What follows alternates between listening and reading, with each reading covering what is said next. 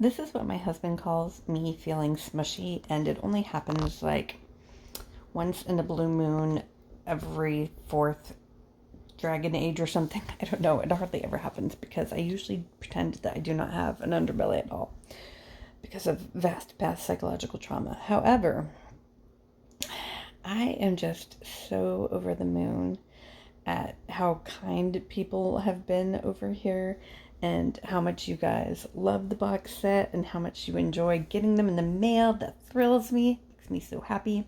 I screenshot all of your good comments and I share them with Jocelyn, who's my friend, who comes up and helps me fold everything and make everything nice, and she's thrilled too. Like, she said to me the other day, she's like, Cassie, this is the best job I've ever had. And I looked at her and I was like, I know, this is also the best job I've ever had.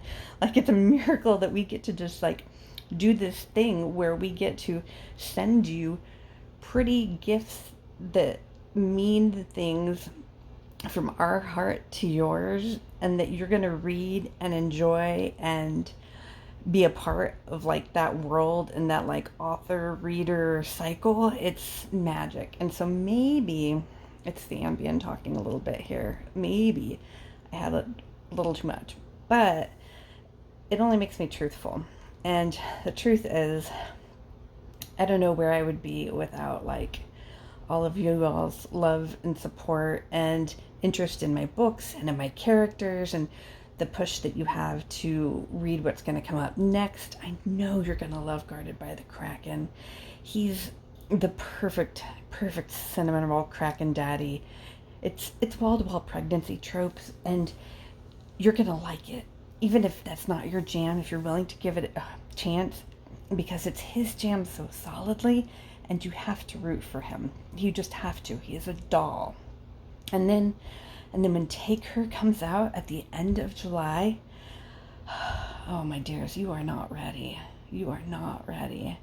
I am not ready. I am not ready to share that madness with the world. Like, you all are going to want to hold me accountable for so many decisions I made in that book, and I kind of love that I know that there's going to be so much angst and crying and fury coming at me, because you're going to feel all those feelings and you're going to know that I was right to make you feel them. It's totally like a fin-dom relationship at that point.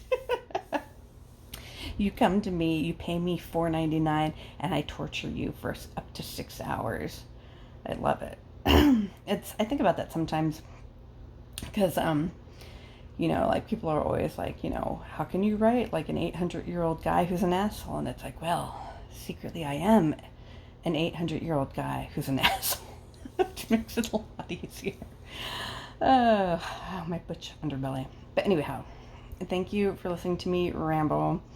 I had a great trip at Inkers Con recently, and that was super good. I just finished up today, hung out with my folks, and then I have to get up at 5:15 tomorrow to go to a writing retreat in Idaho, which I know I'm going to love and enjoy, and I'm super hoping that I can get a lot of words on Nightmare while I'm there. Guided by the Nightmare.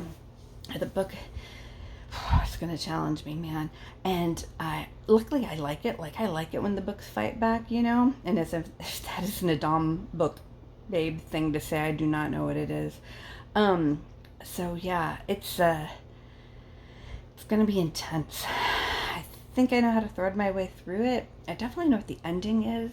I just want to not break anybody on the way there, because it deals with the sensitive subject, and I really want to thread that needle right. I believe I can, but luckily my copy editor is also like a great sensitivity reader, and so if I fuck something up, she will call me on it immediately. So, but I think it's going to be okay.